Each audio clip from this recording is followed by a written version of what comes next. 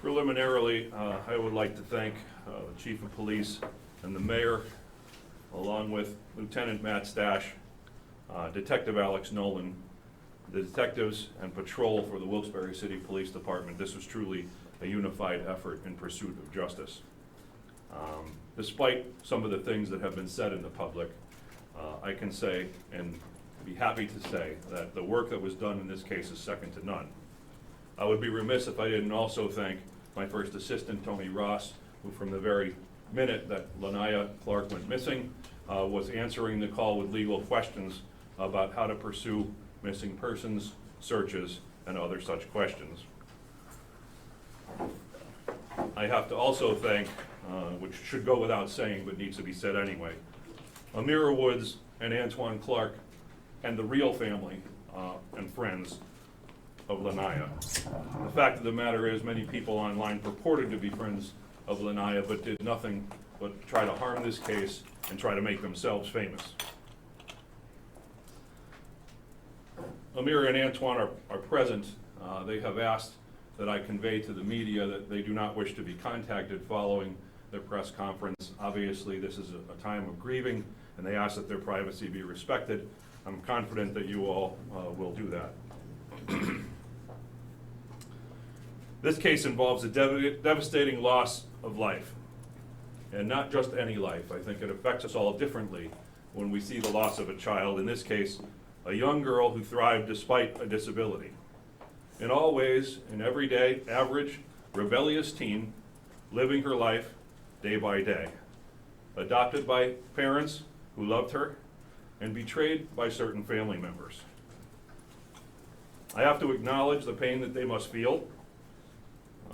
Our thoughts and prayers are with them, not just at the moment of loss, not just on this day of your arrest, but throughout the prosecution and into the future. We have all witnessed certain criticism of police, the mayor, the district attorney's office, as this case went on as investigators toiled to find Lala and then pursue her killer. I was in a room of police, and immediately surrounding me were 6 detectives, all of whom had daughters that either were recently 14, are currently 14, or will soon be 14. No one in that room thought this was just some other case. In an era of instant gratification, I doubt any of the naysayers have the attention span to pay attention long enough if I were to plod through all the things done in this investigation to seek justice for Lala. As the chief mentioned, the detailed affidavit speaks for itself. It's over 30 pages long. I haven't seen an affidavit that long or even close, except in cases of a serial killer. Justice, of course, is not measured by speed, but by results.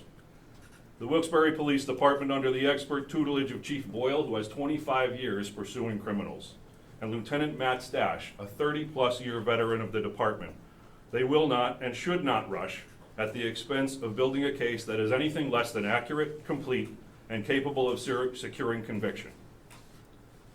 We are aware of an incident where a detective's emotions got the better of him. It's something that we have discussed. But don't be mistaken. In a time where not only it's popular, but almost encouraged to make yourself famous by going online and recklessly reporting falsities, those are acts that can be dangerous when they're done irresponsibly. These detectives at that point had hours and hours of work pursuing a girl they thought they would save. These are people. They're not robots. They have sons and daughters. They have feelings. And anyone that passionate about losing a girl like Lala, I want on my team. This case is certainly not over. This is the first step, but it's a big step.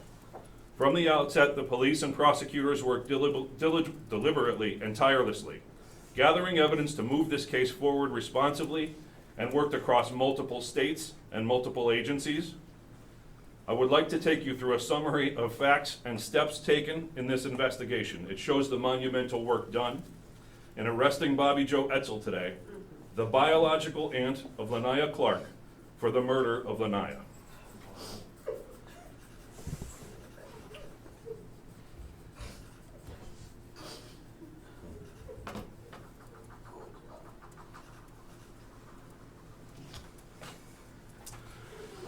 On the screen, you'll see a timeline of events. On January 13th, Lala's parents, in an effort to protect her, went to the Luzerne-County Courthouse and held a PFA hearing asking for an order protecting Lanaya Clark from her biological aunt that would eventually kill her. Lanaya, not understanding its importance, was upset with that order. It was going to keep her from her biological aunt and her cousins. And make no mistake, later on that day, she was disciplined by her parents, removing her electronic devices. In all other ways, she was acting perfectly normally. No reason to be alarmed. That evening, she left home unannounced, without any issues or indication of distress. By 5 o'clock, her parents discovered that she had gone. Within 2 hours, she was reported missing to the Wilkes-Barre Police Department. The missing persons investigation involved multiple steps. That very evening, Wilkes-Barre Police entered the missing juvenile into the NCIC, the National Crime Information Center. That included a description of her, the details about her disability, a description of her hearing aids, a description of the necklace she wouldn't be caught without, and the fact that she did not currently have a device that could be used to locate her. On January 19th, her father searches the nursing home of her biological grandmother. No one had seen Lanaya. Police receive a tip at Wilkes-Barre that Lanaya may be at the Wilkes-Barre Township Inn and Suites. The defendant was not a guest. Lanaya was not seen on the property. The info was determined to be inaccurate. Lanaya had never been there. On January 20th, the Plains Township Police receive a 911 call that she may be at the Extended Stay Hotel. They eventually obtained consent to look in the room, but they did not locate Clark. The investigation would reveal that Clark was indeed in the hotel that day, but actively hiding from police. Plains Township follows up with the hotel staff. They circulate a picture of Lanaya and ask them to contact police. No one ever sees Lanaya on the property. I reiterate that Lanaya was actively working to conceal herself from police and from her parents. In conjunction with that, her aunt was enabling her to conceal her identity. On January 23rd, police create a social media post seeking information and assistance from the public. Despite the widespread dissemination of that post, it results in no leads, no tips, again, because of the nature of actively hiding. The detectives also notify the patrol to be on the lookout for Lanaya and circulate her picture. By January 28th, Lanaya is still not found. Police receive a tip she's in Lehigh County, which they follow up and determine is not accurate. She's entered in the Pennsylvania Criminal Intelligence Center, circulating her information again among Pennsylvania police. Detective Dennis finally makes contact with Bobby Joe Etzel, who is the defendant in this case. She lies to police and denies having any knowledge about Clark's whereabouts and agreed to come in for a further interview. On January 30th, police chase reported sightings at the Boulevard townhomes. Detective Dennis views hours and hours of security footage. A person with the physical attributes of Lanaya is seen, but determined not to be her. Investigators even send the picture to her mother, and we confirm that it was not indeed her. Lanaya had never been present. Detective Fisher follows up and identifies a resident at that location and also denies knowing or seeing Lanaya. On February 3rd, police proceed to the Extended Stay Hotel in Wilkes-Barre and make contact with Bobby Joe Etzel. She had failed to appear for her scheduled interview with police. She claims that she missed it because she was ill. She attempted to refuse investigators the ability to search, and does indeed refuse them the ability to search to the extent they could see in the room. They could not see Lanaya. In an effort to get probable cause to get a search warrant to search that room, they contact the members of the staff on scene. They circulate a picture, conduct interviews. No member present at the hotel had ever seen Clark. They made repeated attempts to develop probable cause and search the hotel room, but she is never seen at that hotel by anyone else. On February 6th, police proceed to Caffrey Street to follow another tip that she had been seen with a boyfriend. They managed to search the property. No one, not Lanaya or anyone else, is located. On February 10th, Wilkes-Barre Police disseminate a press release in hopes of restarting interest and getting additional leads and increasing awareness of the case. The photos are posted on media websites. On February 11th, police approach Darlene Etzel. Detectives go to the nursing home of Darlene, who is the paternal grandmother of Clark and mother of the defendant. She openly lied to police, which was later determined by the investigation, saying she had not heard from Clark since she went missing, which we now know is not true. She further suggested Lania Clark may be with one of her boyfriends in an effort to mislead police away from her daughter. The investigation reveals that these statements were knowingly false and intended to mislead the investigators. Also on February 11th, police act on a tip that Lania is seen at Shields Market. Once again, review hours of security footage, and a juvenile is found, but that juvenile is also determined not to be Lania Clark. Very importantly, and sadly, police have determined that February 11th is the date that Lania is murdered. Days before she's murdered, the defendant believes she might go to jail because she is in violation of the PFA. I think we need to understand that these are not normal people. The response to the potential to going to jail for violating a PFA is to return a child to her parents, not to murder her.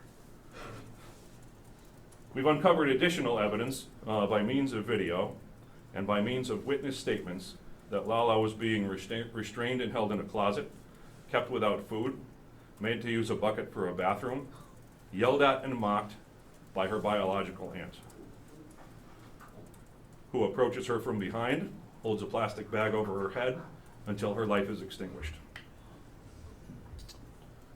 Nonetheless, no one knowing that this is occurring, the police continue their missing persons investigation, and not knowing none of their actions could save Lala. They conduct hours of surveillance at multiple locations. They speak with Lala's biological mother out of state. They search various people's phones. They interview a live-in girlfriend of Antoine in the hopes that she or her children may have obtained some information that could help. They take video from the day of Clark's disappearance in an attempt to ascertain in which direction she went, and eliminated many directions by means of seeing cameras, but it never leads to her destination. On February 21st, police receive reports that a body is found behind a garage on Thayer Street. It's a garage rented by her adopted father, Antoine, which of course points in his direction. The question is whether this was an intentional act or merely a coincidence. At the scene, to which the detectives, Wilkes-Barre Patrol, Luzerne County detectives, and Luzerne County's lawyers, including myself, approach, we find a body left in a pile of snow. The body had no hearing aids, did not have the necklace that Lala was reported to wear, and based on the condition, not only was not immediately apparent that the body was Lania's, it seemed unlikely. Also found at the scene were items left behind by the murderer that belonged to the residents at 114 New Alexander. That's information that we found out later, and once again, we have to wonder, is that designed to misdirect police or simply carelessness? And so the police begin an investigation into a death that they do not yet know is Lania Clark. They conduct a search warrant on the lot where the body is found, and in addition to the body, find items that are linked to the defendant. They ascertain video evidence, the likes of which cannot be adequately described in words. The Wilkes-Barre City Police work backwards from the scene of the body and uncover what has to be dozens of different cameras and trace the person that dumps the body at that location, who is dressed in a hood, a COVID-19 mask, and other clothing that is later linked to the defendant. It's a female with a larger build and a specifically unique gait that is matched to video of known film of the defendant. This person is pushing a wheeled cart that contains a heavy object. Inside the cart is a gray tote Not coincidentally, the defendant lived on Catlin Street recently near the scene, so she is familiar with the area. The police work backwards and search a nearby laundromat. They find the gray storage tote in which Lanaya's body was placed. The markings of the tote match the markings on the video. They compare the laundry carts at the scene to the cart on the video, and they match the wheeled cart. Surveillance footage later is found to find the suspect pushing the cart with the tote inside. Police then engage in a search for video that would track the suspect on the way to the Thayer Street garage from an original destination.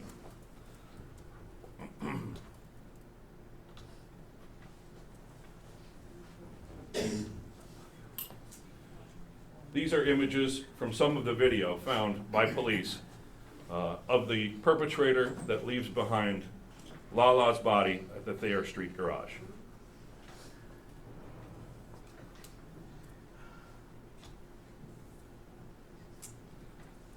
In the search for the route of the suspect we now know as defendant, on the way to the Thayer Street garage, this map depicts that route. As I said before, to uncover this route involved finding every house with a Ring camera, every business with surveillance, anyone that was taking video at the time.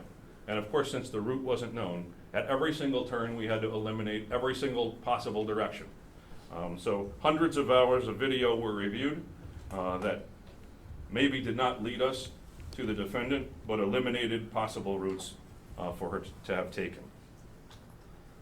After the body is left, police then begin tracing footage where the defendant and the person in the video goes from the scene of leaving the body. Without taking you through the details, once again, you can see that this route is an extensive search and it involves hundreds of cameras that all of the detectives of Wilkes-Barre and the Luzerne-County DA's office had to search.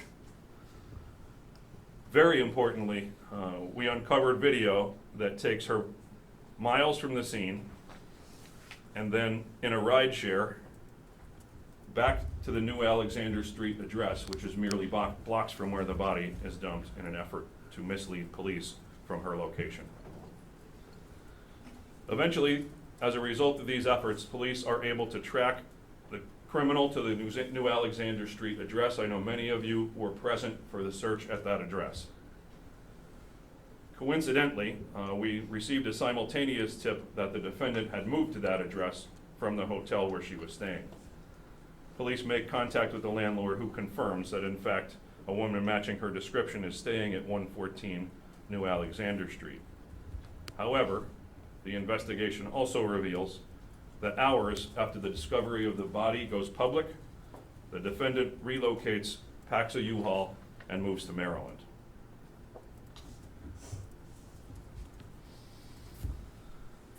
We conduct a search on New Alexander Street. In a dumpster adjacent to the property, we find clothing matching the suspect. That is to say, clothing matching the suspect on video is in a dumpster adjacent to the property where the defendant was living. Police sent items to the state police lab, and I would like to specifically thank the state police for their work in assisting us on this case. The defendant's DNA profile was found on the pants and coat worn in the video of the video that depicts a person leaving Lanaya's body behind on Thayer Street. I would like to also thank Cybergenetics, who assisted in advanced DNA profiling, and where we found multiple items linked to the crime. For example, the knife found with the body, the tote found at the laundromat, and various items of clothing. As a result of this search, Wilkes-Barre police uncover a witness who indicated that she saw the defendant kill Clark, suffocating her with a plastic bag. Defendant also admitted to leaving New Alexander Street with the body on the day in question and returning hours later. I want to emphasize that these details, despite people's best efforts, were not made public at the time, which led investigators to believe the information was true. The witness also revealed that the defendant was paranoid she would be found with Lala and go to jail. She also led us to videos of the defendant verbally abusing Clark. We tracked her movements to New Alexander on February 8th, just before the murder. On February 21st, social media revealed to the public the investigation of the body and video that depicts her packing up a U-Haul. I should note that, as you know, based on the charges currently in existence, that the defendant was found and arrested in Maryland for interfering with the custody of Lala and with her parents.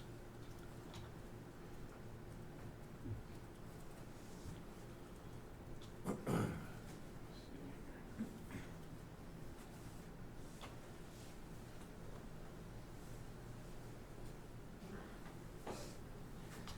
think I took you through all of this, sorry. You'll notice in this slide that the photograph on the right-hand side is actually the necklace that's been previously described. It's a very unique necklace. It was described to police as something that she would not be found without. And again, her body was found when identified to not have either her hearing aids or that necklace.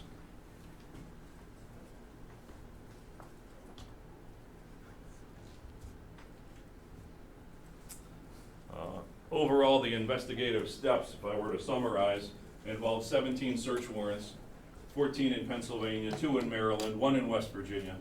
DNA submitted to multiple institutes, dozens of interviews, including chasing down the defendant in Maryland. We conducted and reviewed hundreds of hours, if not thousands of hours, of video, digital downloads on multiple devices, and tracked the defendant through her travels before and after she dumps Lanaya's body behind the garage.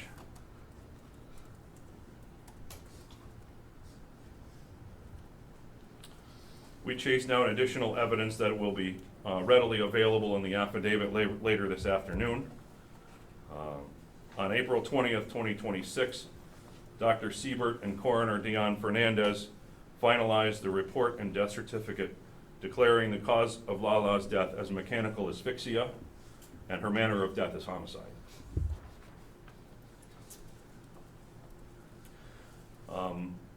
At the January 13th PFA hearing, a series of events began that led to Clark's flight and then kidnapping and homicide. Defendant's fear of incarceration, losing custody of her own children, and her video-documented disdain for Lala were her motives for this homicide. Her flight to Maryland on the day the body was discovered shows her consciousness of guilt. The defendant's own interview with police and social media posts are littered with fabrications and attempts to mislead the investigators and the general public, as well as falsely implicate other people of this crime. I think it's important that we thank the people involved. I hope I haven't forgotten anyone, but so many people were willing to come forward and volunteer information, act to assist, and locate Lala in an attempt to save her life. Number one, members of the public, genuine members of the public who called in tips. I listed a number of tips that really didn't go anywhere, but that shouldn't deter anyone. If you say something, see something is a real thing. You don't know what kind of small bit of information could lead to saving someone's life.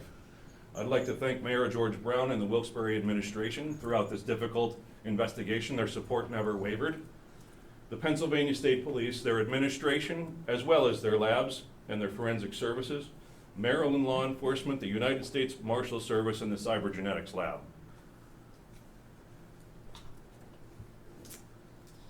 Bobby Joe Etzel today is being charged with the homicide of Lanaya Clark.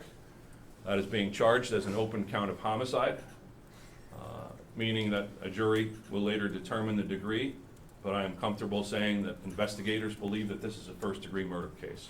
The specific intent is showed by her efforts to suffocate Lanaya Clark and kill her on the day in question. Because of her being held in the closet and the various other actions that I mentioned, she's being charged with kidnapping, a felony of the first degree, and for her actions after the death of Lanaya, abuse of corpse, a misdemeanor of the second degree.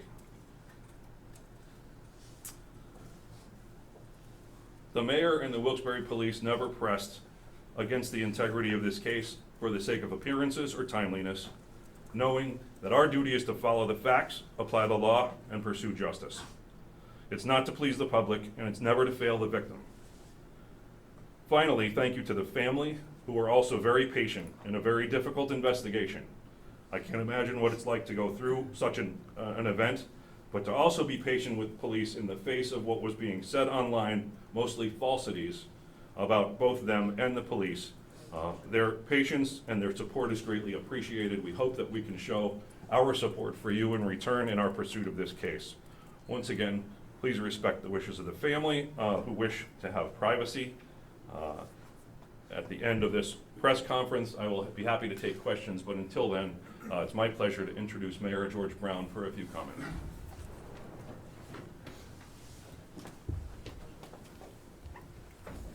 Thank you, Stan. Appreciate that. Good morning. First and foremost, I want to offer my sincere condolences to the family and friends of Lanaya Clark. So sorry for what you're going through. As mayor, I stand here today with Chief Mike Boyle to reiterate my support for the Wilkes-Barre Police Department. I'm especially grateful to the detectives who have worked nonstop to bring justice to this case. Now, as I expressed at a city council meeting several weeks ago, my support for the Wilkes-Barre Police Department has not wavered throughout this entire investigation. The detectives live daily with the horrors of this case, which are described and you'll see in the affidavit after it's being released. These disturbing details remained with the detectives when they returned home to their families. You have to understand what these gentlemen went through. While the detectives were working diligently on this case, falsehoods were being spread about their work online. Today is proof that the desperate and vitriol posted, shared on social media, the detectives persevered to bring the truth surrounding this horrible tragedy to light. Thank you.